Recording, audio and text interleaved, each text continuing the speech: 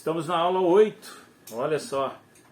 A aula 8 é uma continuação da aula 7, porque nós estamos falando sobre o cosmos como um sistema integrado e liderado por Satanás. Então essa aqui seria a parte 2. O objetivo de Satanás é manipular a humanidade. E quando eu falo manipular, é literalmente ele quer ser um grande, e é um grande manipulador. Ele tem usado esse mundo, esse sistema, como a sua própria rede particular social, onde ele pode disseminar toda a sua propaganda enganosa e todas as suas desinformações. E é por isso que muita coisa que está sendo dito hoje é justamente propaganda enganosa e desinformação, porque faz parte desse sistema realmente que quer deixar Deus de fora e como inimigo. Satanás parece que ele foca diretamente na parte da natureza humana, da insaciabilidade.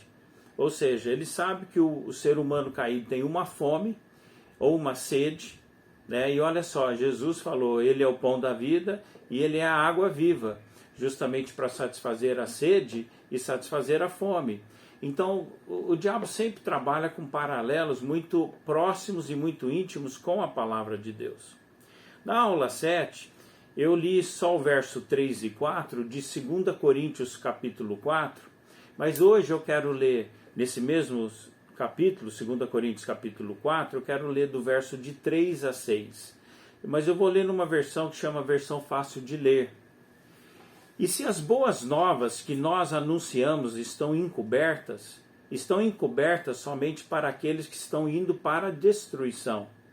O Deus deste mundo cegou a mente daqueles que não acreditam, para que eles não vejam a luz das boas novas. Essas boas novas falam a respeito da glória de Cristo, que é a imagem de Deus. Pois nós não proclamamos a nós mesmos, mas a Jesus Cristo como Senhor e a nós mesmos como servos de vocês por causa de Jesus. O que Deus que disse que a luz brilhe na escuridão, é o mesmo Deus que fez com que a sua luz brilhasse nos nossos corações. Ele fez isso para que com essa luz pudéssemos conhecer a glória de Deus que brilha no rosto de Jesus Cristo. Note que esse trecho ele tem vários pontos que nós precisamos entender nesse estudo. Quando ele usa essa palavra encobertas, a analogia é como se tivesse coberto por um véu, né, os seus olhos, e você não consegue ver nitidamente. Você pode ver de repente uma pessoa andando, mas na verdade é um vulto que está passando em movimento.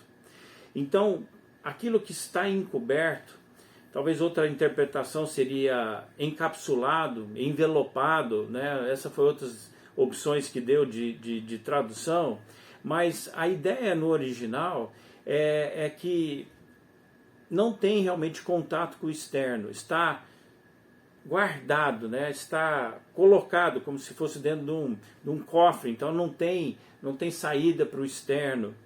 Então, o que essa ideia leva é que ele quer realmente fechar a mente do não salvo ao ponto que ele não possa entender ou querer entender certas coisas que Deus está querendo falar e que Deus está querendo passar para abrir a mente, né? Ou, vamos pôr de outra forma, ele quer manter na escuridão e Deus quer trazer a luz, né? Aquilo que está no escuro, porque se você vai ver algo, se ela está limpo, você precisa de luz. Você não vai conseguir enxergar se está limpo no escuro, você tem que ver na luz. Então ele trabalha com essa ideia de cegar. O cegar aqui está falando da mente, não está falando dos olhos físicos, mas está falando da mente. Então o objetivo de Satanás aqui é manter todos longe de um discernimento correto do que é a verdade. Por isso que nós vivemos no que já estão chamando de pós-verdade. Então o diabo tem trabalhado tanto para desfazer a verdade, para desacreditar a verdade. E como ele consegue fazer isso? Cegando a mente das pessoas, ou seja, encapsulando elas, encobrindo para que não consigam ver realmente a verdade. Então, é como se fosse crença versus verdade. Quando eu falo isso, você olha para os dois e você fala, mas peraí, qual a diferença entre crença e verdade? Né? Não é a mesma coisa? Não, não é a mesma coisa. Por quê? Por exemplo, tem gente que anda pelo mundo aí, ainda hoje, achando que o Elvis nunca morreu, que ele está vivo. Né? A maioria de nós, quando falar que Elvis está vivo, a gente está fazendo uma piada, na verdade, estamos brincando, mas honestamente tem gente que acha que ele ainda não morreu. Tem gente que acha N coisas, são crenças. Mas isso não quer dizer que são verdades. A verdade, ela se sustenta por si só. Então, ela não precisa de você crer ou não crer para ela ser verdade. Ela é verdade por si só. Então, só porque eu creio em algo não significa que esteja correto. Mas o que tem acontecido no mundo pós-moderno, né, ultramoderno e agora pós-verdade e não sei o que mais eles vão chamar depois, é que nós chegamos num ponto que dizer que eu que determino a verdade. Você tem a sua verdade e eu tenho a minha. Não, você tem a sua crença e eu tenho a minha. Porque a verdade é uma só. Então, o diabo tem trabalhado para cegar aquele que está envolvido no mundo de uma forma para que então, ele vá olhar para as coisas e não conseguir ver, justamente porque a sua mente está encapsulada, ela está fechada, ela está barrada, ela está encoberta, né? Então ele não consegue ver. Por quê? Porque a luz não chega lá. E a luz é uma linguagem simbólica para algo que nos mostra o caminho ou nos permite ver o objeto em questão, que desvenda o que está oculto. O que o diabo vem trabalhando com mentiras após mentiras, ou meia-verdades, ou, como eu disse na abertura, né, a sua propaganda, especialmente de desinformação, é justamente para manter todo mundo longe dos pensamentos corretos, longe da luz, longe realmente daquilo que vai nos guiar para nós chegarmos na verdade. A própria Bíblia diz, através, né, desde os seus profetas, que a ideia de que se você conhecer a verdade, aí Jesus chega e fala contundente, conhecereis a verdade e a verdade vos libertará. Então não é só a crença que vai te libertar nesse sentido, é a verdade. A verdade que sustenta por si só, ela vai trazer libertação para você. Então ele sabe, Satanás sabe, que se nós experimentarmos a presença de Deus, por quê? Porque o texto está falando que se nós pudéssemos conhecer a glória de Deus, e a ideia da palavra glória é o peso da presença de Deus. Então, se nós sentimos o peso da presença de Deus, Satanás sabe que ao experimentarmos dessa presença, dessa luz e glória de Deus, isso vai nos transformar, isso vai tocar a gente, isso vai chegar no âmago do nosso ser, porque nós somos seres humanos criados à imagem de Deus. Então Deus vai nos tocar de alguma forma e aí sim, Ele e somente Deus vai poder chegar e nos dar a verdadeira transformação. O mundo nunca transforma, o mundo só piora. O mundo não melhora, ele só piora. O mundo não faz melhor, ele só piora.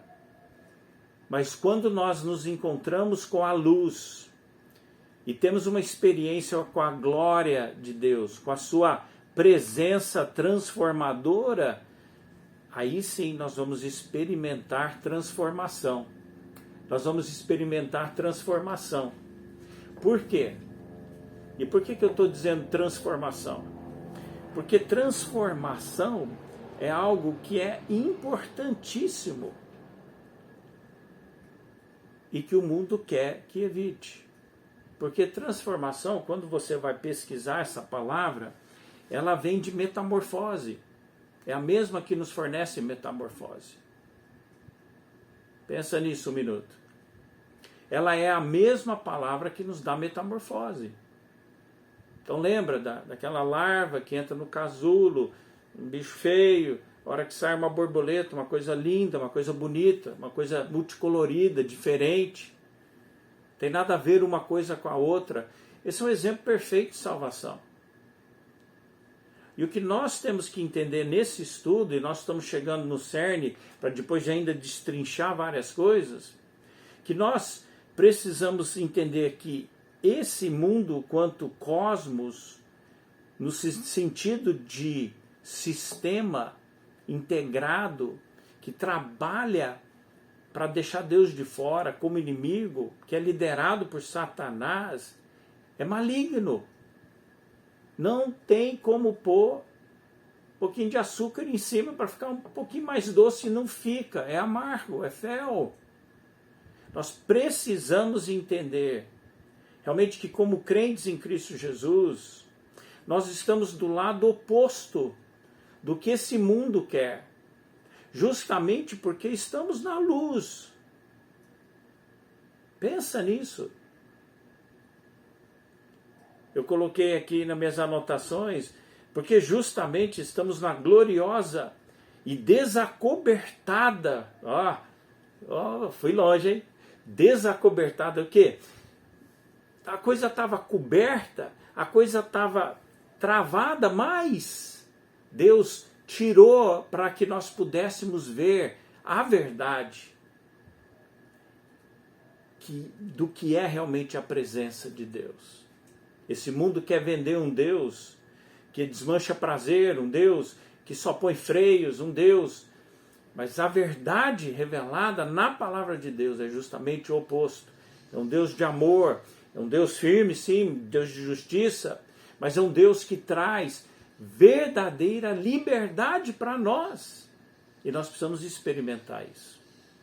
Então, esse estudo sobre mundo, e nós vamos encerrar aqui essa aula 8, esse estudo sobre mundo é algo que nós precisamos realmente olhar e entender. Tá? Nós começamos lá na primeira aula falando sobre, e já indo dentro do que, algumas das nomenclaturas da teologia, mas agora que nós estamos chegando realmente aonde, não é que nos interessa, mas aonde é importante nós entendermos e a validade de nós estarmos fazendo esse estudo sobre o mundo. O mundo está em competição direta com Deus.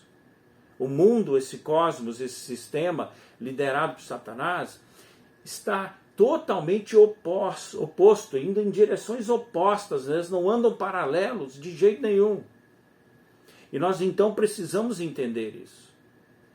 Então, por isso que nós, como crentes, aqueles que professam Jesus como Salvador, Senhor das suas vidas, não podem ter um pé no mundo e um pé na igreja, como muitos dizem, um pé em Cristo. Não tem compatibilidade. Não há compatibilidade. E nós precisamos entender isso.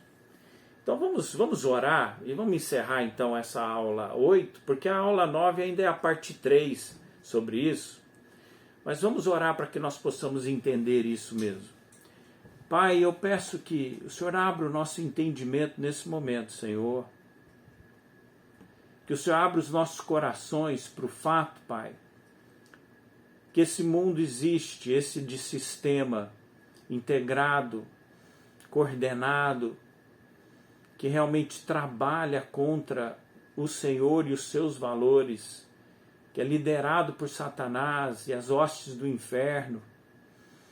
E não há como ter compatibilidade, principalmente para nós crentes, de nós flertarmos com esse mundo, de nós andarmos junto com esse mundo, onde nós vermos esse mundo de alguma forma, Pai, além do que é. Nós não devemos odiar o mundo, Nós temos que amar as pessoas que estão nesse mundo. O que nós não podemos aceitar é os valores que esse mundo quer pregar, quer fazer com que nós participemos. Isso nós não podemos aceitar.